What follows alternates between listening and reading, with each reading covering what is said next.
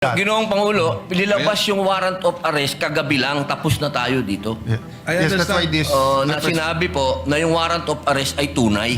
I understand, Mr. President, and therefore I'm appealing that perhaps this matter should be tackled in the committee rather than in plenary, so that we can address other concerns, Mr. President. The appeal- And the for the appeal- record, Paano natin pag-uusapan yung ibang... and for the record, Mr. President, I still have the floor. And for the record, Mr. President, we voted against resolution number 44. Madam President? Madam President? Opo. Senator Padilla, please proceed. Yes. Opo.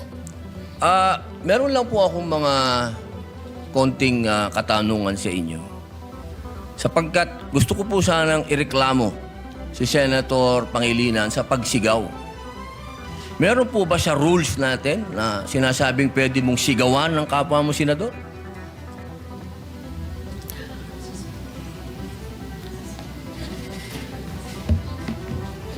Mr. President.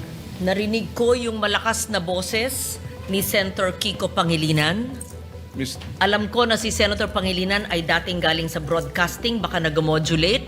Maari po ba tayo ay mag-suspend muna para pag-usapan yung malakas na boses at wari pagsigaw ni Senator excuse me, Pangilinan? nasa akin President, po yung iba ang floor.